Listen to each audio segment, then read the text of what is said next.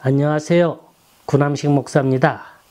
오늘 전해드릴 본문 말씀은 룻기서 1장 1절에서 5절까지의 말씀입니다. 사사들이 치리하던 때에 그 땅에 흉년이 드니라. 유다 베들레헴의 한 사람이 그의 아내와 두 아들을 데리고 모압 지방에 가서 거류하였는데 그 사람의 이름은 엘리멜렉이요 그의 아내의 이름은 나오미요 그의 두 아들의 이름은 말론과 기륜이니 유대 베들레헴 에브랏 사람들이더라. 그들이 모압 지방에 들어가서 거기 살더니 나오미의 남편 엘리멜렉이 죽고 나오미와 그의 두 아들이 남았으며 그들은 모압 여자 중에서 그들의 아내를 맞이하였는데 하나의 이름은 오르바요 하나의 이름은 룻이더라. 그들이 거기에 거주한 지 10년쯤에 말론과 기련 두 사람이 다 죽고 그 여인은 두 아들과 남편의 뒤에 남았더라. 룻기는 이렇게 시작합니다. 1절에 사사들이 치리하던 때에 그 땅에 흉년이 드니라. 자, 이 흉년이 우연입니까? 아니면 필연이요? 하나님의 섭리입니까? 팔레스타인에는 사계절의 구분이 없다 그래요. 대신 강우량을 중심으로 크게 우기와 건기로 나뉩니다. 그중 우기는 연중 두 차례 맞이하는데 이른 비는 10월, 11월에 오고 늦은 비는 3, 4월경에 온다 그래요. 만약 이때 비가 너무 많이 오거나 반대로 오지 않으면 그건 필경 흉작을 의미합니다. 그런데 흉작만 있으면 좋겠는데 여기에 질병까지 동반해서 오는 거예요. 성경은 흉년을 결코 단순한 자연의 사건으로 보지 않고 하나님의 심판으로 언급되고 있습니다. 다시 말해서 흉년과 기근은 말 안 듣는 이스라엘 백성과 이방인들에게 경고하고 징계하고 벌 주기 위한 수단으로 기록되고 있습니다. 자, 우리 삶에 갑자기 찾아오는 흉년이 있습니다. 먼저 경제적인 흉년이에요. 물질의 압박입니다. 금전의 어려움이에요. 쓸 때는 많은데 들어오는 건 뻔해요. 늘 모자라요. 늘 허덕거려요. 여기 떼서 저기 막고 저기 떼서 또 여길 막아요. 그래도 밑도 끝도 없고 한도 없습니다. 참 침이 마르죠. 잠이 안 옵니다. 하지만 흉년 중에 제일 견디기 쉬운 게 고민 중에 제일 행복한 고민이 이 물질의 흉년, 경제적 흉년입니다. 허나 한번 맺어진 인간관계는 뒤틀려지기 시작하면 그때부터 긴장이 와요. 갈등이 옵니다. 이럼 자연적으로 주위에 사람이 안 붙어요. 떨어져 나가요. 믿질 않아요. 아니 믿어주질 않습니다. 이러면 고독이 오죠. 외로움이 밀려오죠. 돈 있으면 뭐합니까? 마음이 편치 않는데. 아무리 좋은 음식이 있으면 뭐합니까? 함께 웃으며 먹어줄 사람이 없는데. 이게 인간관계의 흉년인 거예요. 그 다음에 또 어떤 게 있냐면 신체적 흉년입니다. 어느 날 병원에 갔더니 피검사를 하래요. 엑스레이를 찍으래요. 의사가 하는 말이 어쩌다가 이 지경이 될 때까지 몸을 내팽개쳤냐? 너무 늦었다고. 큰일 났대요. 기적을 기대해야만 한대요. 이젠 그만 살만 했는데 어느 날 갑자기 마른 하늘에 날벼락 같은 소식을 듣습니다. 여기까지만 해도 좋아요. 가장 무서운 건 영적인 흉년입니다. 마음에 평안이 없어요. 이럴 때일수록 무릎 꿇고 기도해야 하는데 그러면 소망이 있고 기적이 있는데 그 마음조차 없습니다. 제일 심한 중병을 앓고 있는 거죠. 제일 험한 인생의 흉년을 맞이하고 있는 겁니다. 자, 문제는 이런 흉년이 올 때 어떻게 대처해 나가느냐 하는 겁니다. 크게 셋으로 분류할 수 있어요. 첫째, 용기 있게 그 흉년의 직면에 나가는 거예요. 오냐? 고통스러운 상황이 왔느냐? 어디 한번 해보자. 네가 이기나 내가 이기나 한번 해보자.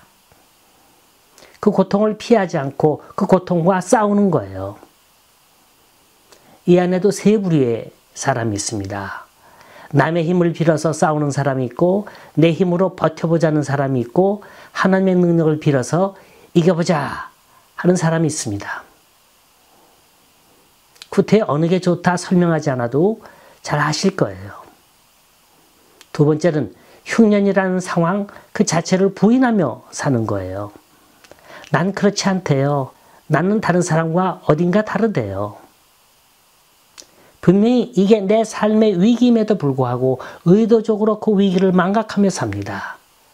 그래서 아무것도 아닌 것처럼 살아갑니다. 이러면 모든 게 다 무너지는 거예요. 경제적 흉년, 인간관계의 흉년, 신체적 흉년, 영적 흉년이 한꺼번에 몰려오고 마는 겁니다. 세 번째는 흉년이라는 상황으로부터 도피하는 거예요. 그네, 떠나버리자, 잊어버리자, 단절하자, 안 보면 될 거 아니냐, 생각 안 하면 될 거 아니냐. 여기서 가장 나쁜 게 자살입니다. 제가 여기까지 장황하게 설명드린 건 바로 오늘 본문에 나오는 가정을 소개하기 위해서인 겁니다. 아내와 두 아들을 둔 가정, 더 자세히 말하면 아내와 두 아들이 사는 가정, 그 가정의 가장이 누구죠? 엘리멜렉이라 했습니다. 엘리멜렉의 이름의 뜻은 나의 하나님은 왕이시다. My God is the King. 얼마나 좋은 이름이에요. 또 그의 부인 나오미, 이 또한 얼마나 좋은 이름인지 모릅니다. 나오미란 감미로운 자, 은혜로운 자, 사랑스러운 자, 기쁨 이런 뜻이 있습니다. 구약에선 이 이름 자체가 자신의 신앙 고백이 되는 겁니다. 그런데 어느 날 갑자기 삶의 흉년이 다가오자 불현듯 이사를 가버립니다. 하나님 없이 행동합니다. 자기 이름을 배신하는 삶을 삽니다. 자, 보세요. 베들레헴에 흉년이 찾아왔어요. 엘리멜렉과 나오미가 사는 고향에 흉년이 찾아왔단 말입니다. 그래서 먹을 걸 찾아서 떠나야 될 거 아니에요? 그래서 간 곳이 어디냐면 모압 땅입니다. 이 모압은 이스라엘 백성에겐 원수의 땅입니다. 모압이들은 얼마나 이들을 괴롭혔는지 몰라요. 거기다가 하나님을 철저하게 거절하고 대적하고 우상을 섬기는 우상 숭배의 종족이었습니다. 게다가 도덕적 타락, 삶의 위험 등이 사방에 도사리고 있었어요. 도대체 무엇 때문에 뭐가 좋다고 이곳으로 오게 됐는지, 이들을 먹고 살기 위해서 왔다고 하지만 사실은 도피였어요. 하나님의 사람답지 않은 선택이었습니다. 하지만 한편으로는 이렇게 물어볼 수 있어요. 하나님은 병 주고 약 주시는 분입니까? 베들레헴에 흉년이 들지 않았다면 이렇게 이사할 필요는 없었는데, 이들은 할 수 없이 이사한 것뿐인데 그걸 나쁘다고 책망하면 어떡하란 말이냐, 이렇게 물어볼 수도 있습니다. 우린 1년 가까이 코비드-19로 인해 너무나 엄청난 피해를 보고 있습니다. 어딜 여행을 간다는 건 사치스러운 꿈이고요. 심지어 사랑하는 사람들끼리 자유롭게 만나지도 못하고요. 함께 음식도 나눌 수 없습니다. 얼마나 갑갑한지 몰라요. 1년 전에 우린 얼마나 난리를 치렀습니까? 마스크와 화장지와 물을 사러 마켓에 가서 몇 시간이고 줄을 서서 기다렸어요. 그러면서도 빈손으로 돌아오는 날들이 허다했습니다. 허나 들리는 소식은 이보다도 몇 배나 강한 변종 바이러스가 앞으로 다가올 거라고 잔뜩 겁을 주고 있습니다. 허나 염려할 필요 없어요. 이건 임재예요. 하나님이 내리신 심판의 재앙이 아니란 말입니다. 이게 어떤 형태로 바뀌어서 우리의 생명을 위협한다 할지라도 주 날개에 있으면 편안히 지켜주실 줄 믿으시기 바랍니다. 어쩌면 나오미 가정은 나름대로 살기 위해서 도피한 거라 해석해 볼 수 있습니다. 다만 이들은 시대를 잘못한 것뿐이요, 또 장소를 잘못 선택한 것뿐입니다. 자, 그렇다면 재난의 의미, 흉년의 의미는 뭘까요? 어째서 하필이면 내가 이 재난의 현장의 주인공이 되어야 하는가? 이렇게 물어야 합니까? 우린 재난이 하나님의 징계라기보단 일종의 시험이란 차원에서 생각해 봐야 할 줄 압니다. 하나님을 믿는다고 하는 백성들이 과연 어려움이 올 때 얼마나 하나님을 의지하는가, 이 사실을 확인하고 싶어서 나는 너의 하나님이다라는 이 사실을 깨닫게 하기 위해서 하나님이 우리를 연단시키시고 훈련시키는 겁니다. 성경은 절대로 예수 믿는 사람에겐 고난이 안 찾아오고 믿지 않는 사람에게만 고난이 온다고 말하지 않습니다. 오히려 그 반대예요. 요한복음 16장 33절에 보면 세상에서는 너희가 환난을 당하나 담대하라, 내가 세상을 이기었노라. 주님의 약속은 환난 속에서의 승리예요. 절대로 환난 없는 평안을 약속하신 적 없습니다. 믿음의 조상 아브라함에게도 흉년이 있었어요. 그 아들 이삭에게도 또 그 아들 야곱에게도 흉년이 있었습니다. 하지만 믿음 있는 사람과 없는 사람과는 그 고난을 대하는 태도가 다르다는 거예요. 여기엔 세 가지 방법론이 있습니다. 고난이 오면 도피할 거냐? 아니면 내 힘으로 한번 싸워서 끝까지 버텨볼 거냐? 아니면 하나님 앞에 무릎 꿇고 하나님의 방법을 찾을 거냐? 여기서 우리 믿음의 바로미터가 저울질되는 겁니다. 여기 룻기에 나오는 나오미의 가정, 신앙의 가정이죠. 적어도 흉년이 와서 어딘가 이사를 가야 했다면 하나님께 한마디 의논이라도 했어야 했습니다. 기도해야 했다는 거예요. 당장 먹을 게 없다고, 당장 살기 힘들다고 너무나도 쉽게 세상 속으로 빠져들어갔다는 거예요. 왜 이들은 고난과 함께 하시는 하나님이라는 이 단순한 사실을 깨닫지 못했을까요? 왜 하나님이 고난을 주시면 피할 길도 함께 열어주신다는 사실을 알지 못했을까요? 이건 그들의 믿음이 그 정도밖에 되지 못했다는 얘기입니다. 자, 지멋대로 판단하고 세상 흘러가는 대로 움직였던 나오미 가정에 어떤 결과가 찾아왔습니까? 여기 1절 마지막 부분에 보면 아주 재미있는 단어가 하나 나옵니다. 한 사람이 그 아내와 두 아들을 데리고 모압 지방에 가서 거류하였는데, 여기에 거류라는 단어가 나와요. 거류라는 말은 잠깐 머물겠다는 뜻입니다. 잠시 이 고통만 면하면, 잠시 이 어려운 때만 지나가면 나는 다시 고향으로 돌아가리라. 그 뜻은 좋은데 이 잠시가 문제인 거예요. 우린 이 잠시라는 단어 갖고 얼마나 하나님과 흥정을 합니까? 잠시 돈 벌 때까지만, 잠시 빚을 다 청산할 때까지만 눈 감아 주십시오. 그때 가서 열심히 주를 믿겠습니다. 그게 마음대로 됩니까? 그 잠시가 정말로 잠시로 끝납니까? 나오미 가정에게는 그 잠시가 적어도 10년이었어요. 그동안 어떤 일이 벌어집니까? 그 10년 동안에 일어난 사건을 1절과 5절 사이에 다 기록하고 있습니다. 나오미에겐 두 아들이 있었죠? 그 이름이 뭐라고요? 말론과 기련. 말론이란 이름의 뜻은 질병이고 기련이란 상실한다, 잃어버린다 이런 뜻이 있습니다.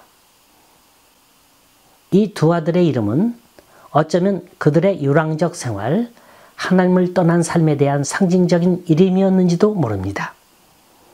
이 가정의 세월은 그들의 이름에 표현하는 바 그대로 질병과 상실의 세월이었어요. 모든 걸 잃어버리고 끝없이 아파하던 세월입니다. 보다 나은 환경을 찾아, 보다 나은 조건을 찾아, 보다 나은 관계를 찾아 도피와 이주를 결심했지만 남은 건 아픔이었고 상실이었습니다. 아버지 아비멜렉이 죽어요. 그나마 아들을 의지하고 살았는데 두 아들마저도 비명횡사합니다. 그런데 이 두 아들에겐 이방 땅에서 얻은 두 여자가 있었죠? 누굽니까? 오르바와 룻. 이제 3명의 여자만 남았어요. 3명의 과부만 남은 겁니다. 자, 이 짧은 서론 부분 1절과 5절 사이에 우리에게 주는 교훈이 있습니다. 첫째, 흉년이 왔다고 해서 재난이 왔다고 해서, 고난이 임한다고 해서 나 혼자 쉽게 판단하고 쉽게 결정하지 말라. 한 번쯤은 하나님 앞에 나와 무릎 꿇고 하나님께 아뢰어야 합니다. 그리고 그 방법을 찾았어야 돼요. 남들이 다 가는 길 나도 가면 어떠리? 친구 따라 강남 가듯이 세상 속으로 흘러들어가지 말라는 겁니다. 두 번째는 도피는 결코 해결이 아니라는 거예요. 상황을 바꾸는 게 우리의 삶 속에 내일을 보장해 주는 게 아니라는 겁니다. 이 가정은 처음엔 작은 어려움, 먹고 사는 문제, 경제적인 문제는 해결했을는지는 모르지만 그보다 더 큰 어려움이 있을 거라고는 상상조차 못했습니다. 세 번째는 나를 아프게 하고 있는 이 삶의 정황을 똑바로 바라보라. 한마디로 고난을 피하지 말고 직면하라는 거예요. 나에게 주는 이 흉년이 징계의 채찍인가 아니면 날 시험하는 채찍인가 혹 날 교육하기 위한 깨우침의 하나인가 분석하고 생각해보라는 겁니다. 네 번째는 인생의 흉년이 오면 나 혼자서 해결하지 말고 하나님께 지혜를 구하라. 내가 이 시점 이 상황에서 뭘 어떻게 해야 하는지 하나님께 물어보라는 거예요. 비극적인 운명의 한 여자가 있어요.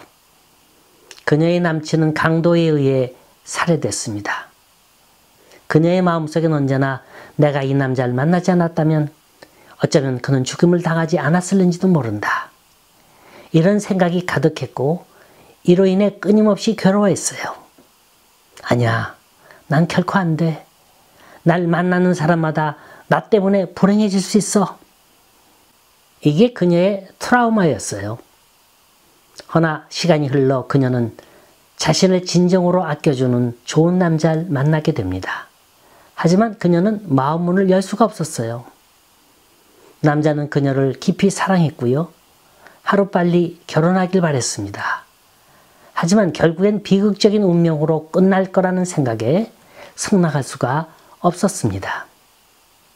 아, 나도 이 사람을 정말로 사랑하는데 허나 내가 더 다가가면 이 사람은 또다시 불행에 빠질 텐데 상황이 더 나빠지기 전에 지금쯤 헤어지는 게 좋을 것 같다. 그녀는 도무지 새로운 관계로 나아갈 자신이 없었어요. 하지만 용기를 냈습니다. 자신의 마음속에 혼란스러운 감정을 극복하고 싶었어요. 그래서 하와이에 있는 일주일짜리 코칭 프로그램에 참석하기로 했습니다. 그녀가 하와이로 떠난다고 하자 남친은 그걸 이별로 간주했어요. 제발 떠나지 말라고.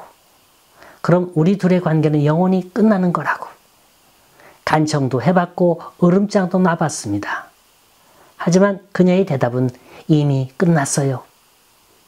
차갑게 말을 던진 후 하와이로 떠나버립니다. 그녀가 참석한 이 코칭 프로그램의 특징은 마음에서 일어나는 여러 가지 감정들을 정복하는 거였어요. 훈련이 막바지에 이를 무렵입니다. 코치들은 사람들에게 여러 가지 극단적인 상황을 제시한 후에 그 순간에 마음속에서 일어나는 선택을 행동에 옮기도록 요구했습니다. 만약 지금부터 9일 후에 죽게 된다면 당신은 누구에게 전화를 하겠습니까? 그리고 그 사람에게 무슨 말을 하겠습니까? 그래. 내가 만약 곧 죽는다면. 그러니까 자연스레 남친이 떠올랐답니다. 그녀는 그를 진심으로 사랑했고 함께하고 싶었습니다. 남자친구는 자신을 위해서라면 언제든지 자신의 걸 내려놓고 그녀에게 당장 달려오는 사람이었어요. 자, 내 자신의 삶이 끝나는 마당에 나는 지금 뭘 하고 있는 거지? 날 바라보고 있는 그 사람을 위해 나는 정작 사랑한다 말 한마디도 쉽게 하지 못하고 있질 않은가? 그날 밤 그녀는 코칭 프로그램을 마치고 남친에게 전화를 합니다. 하지만 6시간의 시차로 인해 남친이 자고 있는 시간이었어요. 그래서 전화를 받지 않는 거예요. 이어서 음성 메시지가 나옵니다. 전화를 끊을까 하다가 아니야. 지금이야말로 용기를 낼 때다. 떨리는 음성으로 자기 사랑해. 내가 당신과 결혼하고 싶다는 걸 자기가 꼭 알았으면 해. 내가 바보 같았어. 전화를 끊고 나니 갑자기 밀려오는 그리움에 목이 메이는 거예요.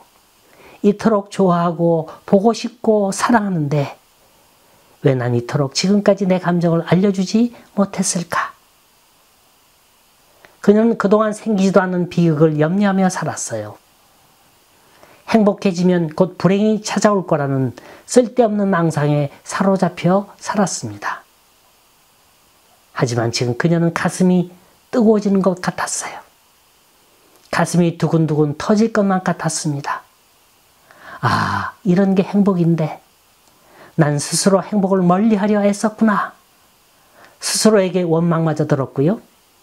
돌아오면 꼭 그와 당장 결혼식을 올리겠노라 다짐했습니다. 행복의 눈물을 흘리며 그녀는 기분 좋게 잠들었죠. 남친이 다시 전화를 걸어왔을 무렵 그녀가 있던 하와이는 새벽 3시. 그녀는 이미 잠들고 있었어요. 음성 메시지에 남겨진 남친의 목소리 역시 떨리고 있었습니다. 자기야, 나 이걸 어떻게 전해야 할지 모르겠어. 자기는 나한테 이 세상 최고의 선물을 줬어. 내가 그토록 듣고 싶어 했던 말 들려줘서 정말 고마워. 아, 나 정말 이걸 어떻게 말해야 할지 모르겠다. 자기야, 나 이제 곧 죽게 돼. 그 남자가 있던 곳은 월드 트레이드 센터. 2001년 9월 11일 테러리스트의 공격으로 무너져 내리던 마지막 순간에 건물 안에 있었습니다. 그녀가 사랑했던 또 한 명의 사람이 비극적인 죽음을 맞이하는 순간이었던 겁니다. 만약 내가 그에게 내 진심을 얘기하기로 선택하지 않았다면 나는 평생 후회하며 살았을 거예요. 이 사건은 실화이며 CNN 레리 킹 쇼에 출연해서 그녀가 녹음된 음성을 들려주며 전한 얘기입니다. 참으로 많은 걸 생각하게 해주는 내용입니다. 여러분, 지금 당장 무엇을 선택하라는 얘기가 아니에요. 또 선택을 미룸으로써 후회할 것이니 지금 당장 결단 내리고 행동하라는 말도 아닙니다. 진짜 중요한 건 과거의 어떤 부정적인 경험이나 상처들이 현재 내 삶에 얼마나 지대한 영향을 미치고 있고 또 앞길을 막고 있느냐 하는 겁니다. 이럴 때 한번 내 자신에게 물어보세요. 내가 지금 원하는 게 뭔가? 이걸 꼭 하고 싶은데 망설이고 있는 건 뭔가? 이게 해소되기 전까지는 계속해서 우리의 마음을 괴롭힐 겁니다. 허나 명심해야 할 것은 우리가 있어야 할 곳은 바로 여기라는 거예요. 그리고 지금 이 순간이라는 겁니다. 자, 묻습니다. 내 인생의 흉년이 들 때 SOS를 칠 곳이 있습니까? 내 모든 걸 다 털어놓고 얘기할 상대가 있습니까? 지금 이 순간에 내 손을 내민다면 이 손을 잡아줄 분은 과연 누군가요? 주님은 말합니다. 나는 길이요 진리요 생명이니 나로 말미암지 않고는 아버지께로 갈 자가 없느니라. 여러분, 주님을 꼭 붙잡으세요. 주님만큼 나와 소중한 인연도 없음을 믿으시기 바랍니다.